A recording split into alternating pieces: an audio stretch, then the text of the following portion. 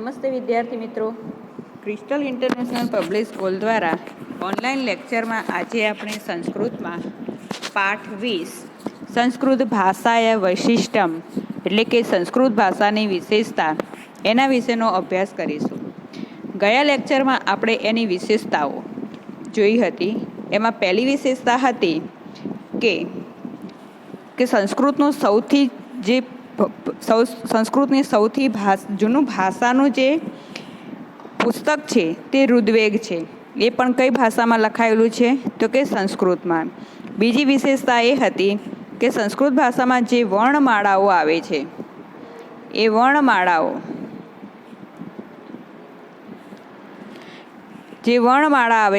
વર્ણમાળામાં વૈજ્ઞાનિક અને તાર્કિક સંગત જોવા મળે છે, જે બીજી અન્ય ભાષાઓમાં જોવા મળતી નથી. હવે આપણે જોઈએ એની ત્રીજી વિશેષતા.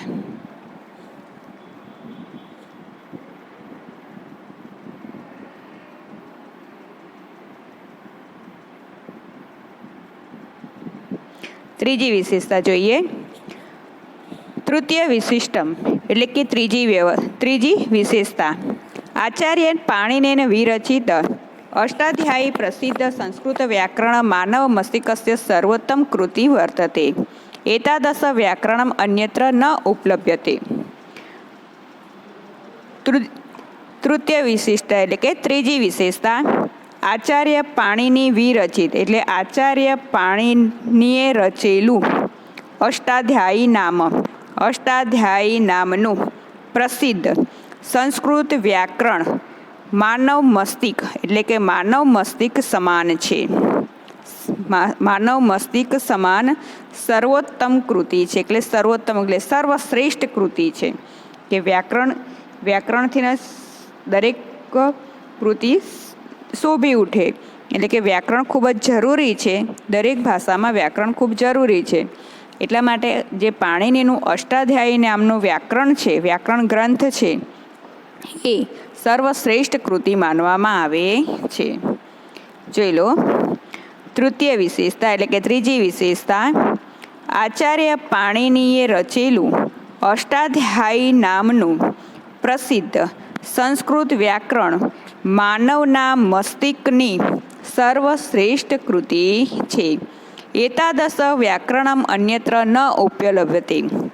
એતાદશ એટલે કે એવું વ્યાકરણ બીજે ક્યાંય પ્રાપ્ત થતું નથી.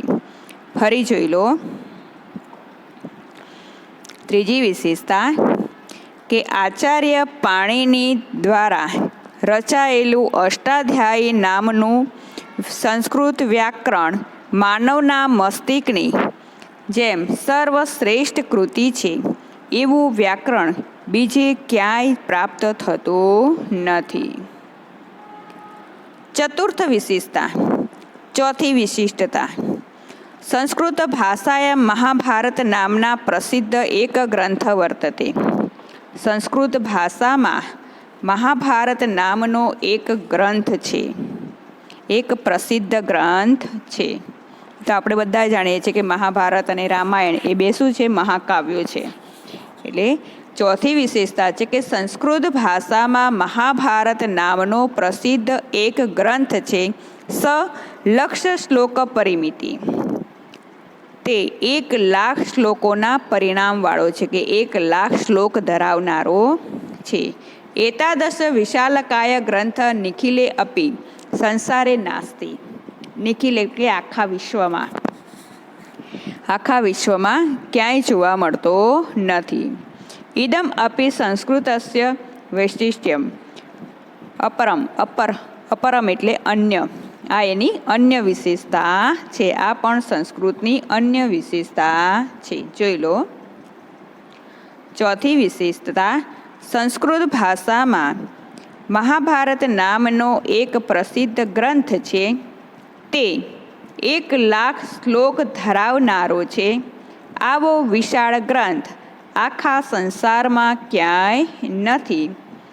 આ પણ સંસ્કૃતની અન્ય વિશિષ્ટતા છે કે અન્ય વિશેષતા છે. ફરી જોઈ લો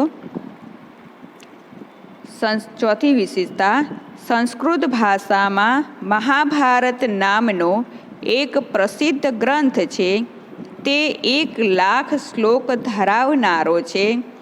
આવો વિશાળ ગ્રંથ આખા વિશ્વમાં ક્યાંય નથી. આ પણ સંસ્કૃતની એક અન્ય વિશેષતા છે. પાંચમી વિશેષતા જોઈએ.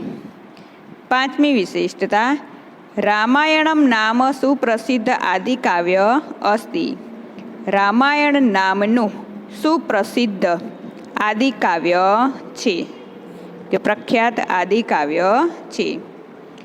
પુરાતને મહાભારતે અયમ ગ્રંથ અનેકાસુ લિપિષુ લિખિત સંપ્રતિ સ નેવારી મૈથિલી બંગાળી દેવનાગરી તેલુગુ ગ્રંથ મલયાલમ શારદા ઇત્યાદિ લિપિષુ લિખિત મિલતી. પુરાતને એટલે પ્રાચીન. પ્રાચીન ભારતમાં અયમ એટલે આ ગ્રંથ અનેક લિપિષુ એટલે કે અનેક લિપિઓમાં લિખિત લખાયો છે. પ્રાચીન ભારતમાં આ ગ્રંથ અનેક લિપિઓમાં લખાયો છે. સંપ્રતિ સ નેવારી મૈથિલી બંગાળી દેવનાગરી તેલુગુ ગ્રંથ મલયાલમ શારદા વગેરે લિપિઓમાં લખાયેલો જોવા મળે છે. સંપ્રતિ એટલે અત્યારે. સંપ્રતિ એટલે અત્યારે તે નેવારી, મૈથિલી, બંગાળી, દેવનાગરી, તેલુગુ ગ્રંથ મલયાલમ શારદા વગેરે ગ્રંથોમાં લિપિઓમાં લખાયેલો જોવા મળે છે. શું કહે છે? પાંચમી વિશેષતા જોઈ લો. પાંચમી વિશેષતા છે કે રામાયણ નામનો સુપ્રસિદ્ધ અત્યંત આદિકાવ્ય છે. રામાયણ નામનું સુપ્રસિદ્ધ કે પ્રખ્યાત, અત્યંત પ્રખ્યાત આદિકાવ્ય છે. પ્રાચીન ભારતમાં આ ગ્રંથ અનેક લિપિઓમાં લખાયેલો છે. અત્યારે તે નેવારી, મૈથિલી, બંગાળી, દેવનાગરી, તેલુગુ ગ્રંથ મલયાલમ શારદા વગેરે લિપિઓમાં લખેલો જોવા મળે છે.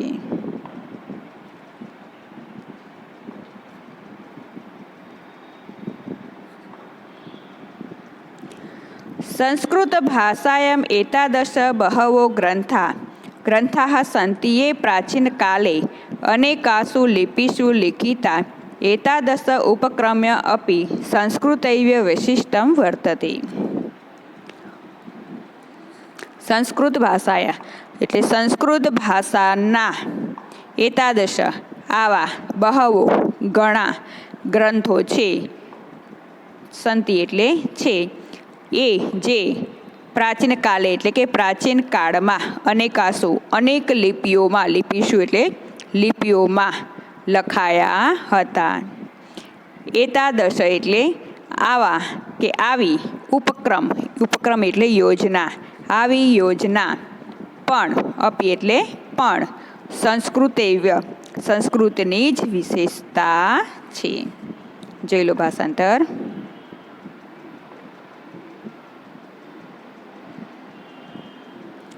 સંસ્કૃત ભાષાના આવા ઘણા ગ્રંથો છે જે પ્રાચીન કાળમાં અનેક લિપિઓમાં લખાયા હતા. આવી યોજના પણ સંસ્કૃતની જ વિશેષતા છે. ફરી જોઈ લો.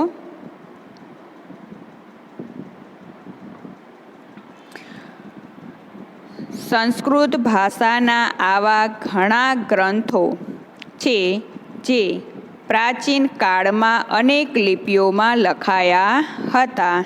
આવી યોજના પણ સંસ્કૃતની જ વિશેષતા છે.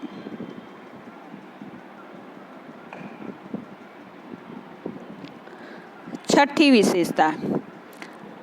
विशेषता संस्कृत भाषायां पंचतंत्र नामक ग्रंथ प्राय विश्वस्य सर्वासु भाषासु अनूदित वर्तते। एतादृश सौभाग्यम अन्यस्या कस्याचित् भाषायां ग्रंथेन अधाविधि न प्राप्तम्। छठी विशेषता संस्कृत भाषायां એટલે સંસ્કૃત ભાષાનો પંચતંત્ર નામનો પ્રાય એટલે મોટે ભાગે કે ઘણું કરીને વિશ્વસ્ય એટલે કે દુનિયાની સર્વાસુ એટલે બધી જ ભાષાઓમાં અનુદિત એટલે અનુવાદ થયેલો છે। એતાદશ સૌભાગ્યમ અન્યસ્યા કસ્યાચિત ભાષાયામ ગ્રંથેન અધાવિધ્ય ન પ્રાપ્ત। કસ્યાચિત એટલે ક્યાંય કે કોઈ પણ ભાષામાં ગ્રંથને અધાવિધિ એટલે આજ સુધી પ્રાપ્ત થયું નથી। બીજી કોઈ ભાષામાં આવું વિશિષ્ટતા પ્રાપ્ત થઈ નથી। સંસ્કૃત ભાષાનો પંચતંત્ર નામના ગ્રંથનો મોટે ભાગે દુનિયાની બધી જ ભાષાઓમાં અનુવાદ થયેલો છે। આવું સૌભાગ્ય બીજી કોઈ ભાષામાં કે બીજી કોઈ ભાષાના ગ્રંથને પ્રાપ્ત થયું નથી, આજ સુધી પ્રાપ્ત થયું નથી। ફરી જોઈ લો છઠ્ઠી વિશિષ્ટતા સંસ્કૃત ભાષાનો પંચતંત્ર નામના ગ્રંથનો મોટે ભાગે દુનિયાની બધી જ ભાષાઓમાં અનુવાદ થયેલો છે। આવું સૌભાગ્ય બીજી કોઈ પણ ભાષાના ગ્રંથને આજ સુધી પ્રાપ્ત થયું નથી।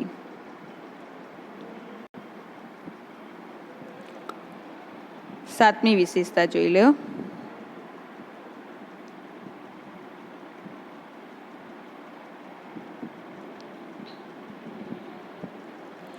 સપ્તમ વિશિષ્ટતા સાતમી વિશેષતા સંસ્કૃત સાહિત્ये દશકુમાર ચરિત પ્રસિદ્ધ કથા વસ્તુ વર્તતે તસ્ય સપ્તમે ઉચ્છ્વાસે એકમ પાત્ર પવર્ગ પ્રયોગ રહિતાની વાક્યાની વદતિ વર્ણમાલાયામ અમુકાન વર્ણાન વિહાય સંવાદકરણ સંસ્કૃતે એવં સંભવતી ના અન્યત્રે।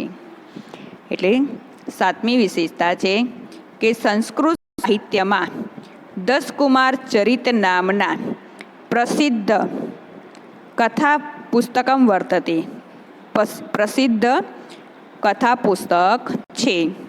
તસ્ય સપ્તમે એટલે કે તેના સાતમા ઉચ્છ્વાસે એટલે કે પ્રકરણમાં કે ઉચ્છ્વાસમાં એક પાત્ર પવર્ગ રહિત એટલે કે પવર્ગના પ્રયોગ વગરના વાક્યો બોલે છે। વાક્યાની વદતિ એટલે બોલે છે। પવર્ગ એટલે કે પ ફ બ ભ અને મ આનો ઉચ્ચાર જ જોવા મળે નહીં। આખો સાતમો ઉચ્છ્વાસ છે કે સાતમું પ્રકરણ છે એમાં પ વર્ગનો ઉચ્ચાર જ થતો નથી, એટલે કે આ 5 શબ્દોનો ઉપયોગ જ જોવા મળતો નથી। એટલે આનો ઉપયોગ જ ના થાય। પ ફ બ ભ અને મ એ 5 વર્ગનો 5 અક્ષરનો પ્રયોગ થવો વાક્યમાં ક્યાંય આ 5 અક્ષર બોલાતા નથી। જોઈ લો ફરીથી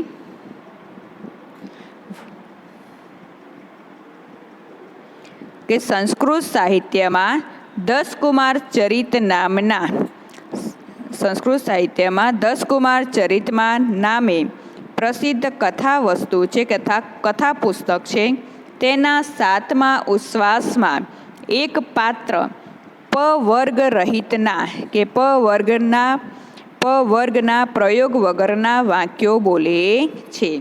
વર્ણમાલાયામ અમુકાન વર્ણમાળાના અમુકાન એટલે અમુક વર્ણોના વિહાય એટલે વિના સંવાદ કરવાનો સંસ્કૃતમાં જ સંભવ છે, બીજે નહીં।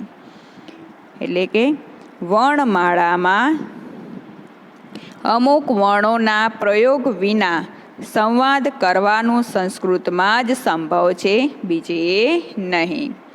ફરી જોઈ લો સંસ્કૃત સાહિત્યમાં દસકુમાર ચરિત નામે પ્રસિદ્ધ કથા પુસ્તક છે. તેના 7મા ઉચ્છ્વાસમાં એક પાત્ર પ વર્ગ એટલે કે પ, ફ, બ, ભ અને મના પ્રયોગ વગરના વાક્યો બોલે છે. વર્ણમાળાના અમુક વર્ણોના પ્રયોગ વિના સંવાદ કરવાનું સંસ્કૃતમાં જ સંભવ છે, બીજે નહીં.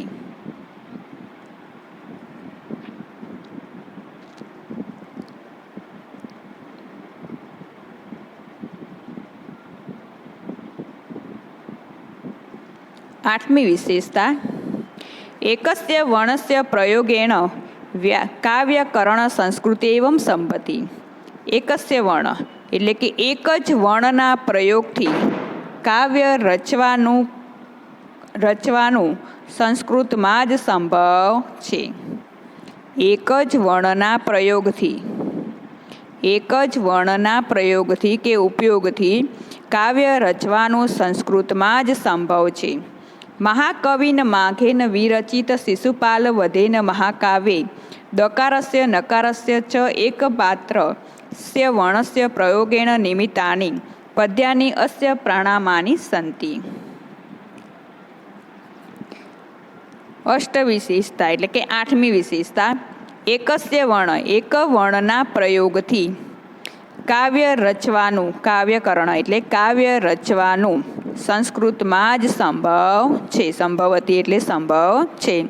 મહાકવિ માધેન વિરચિત એટલે મહાકવિ માધે રચેલા શિશુપાલ વધ કાવ્યમાં શિશુપાલ વધ નામના મહાકાવ્યમાં એકમાત્ર દકાર અને નકારના વર્ણના પ્રયોગ વડે દકાર એટલે કે દ અક્ષર અને નકાર એટલે ન અક્ષર વર્ણના પ્રયોગ વડે જ રચેલા પદ્યો એના પ્રમાણ છે. એટલે આ વાત ફક્ત દ અને ન આ બે જ અક્ષરોનો ઉપયોગ કરી અને શિશુપાલ વધ નામના મહાકાવ્યમાં આ બેનો જ ઉપયોગ થયેલો જ અમુક પદોમાં અમુક પદ્યોમાં જોવા મળે છે. એ જે વિશેષતા છે એ ફક્ત સંસ્કૃતમાં જ જોઈ શકાય છે. એવમ સંસ્કૃત્ય અનેકાની વિશેષતાની સંતિ. આ પ્રમાણે સંસ્કૃતિ અનેક વિશેષતાઓ છે. ફરી જોઈ લો. આઠમી વિશેષતા એક વર્ણના પ્રયોગથી કાવ્ય રચવાનું સંસ્કૃતમાં જ સંભવ છે. મહાકવિ માધે રચેલા શિશુપાલ વધ નામના મહાકાવ્યમાં એકમાત્ર દકાર અને નકારના વર્ણના પ્રયોગ વડે રચેલા પદ્યો એના પ્રમાણ છે. આ પ્રમાણે સંસ્કૃતની અનેક વિશેષતાઓ છે.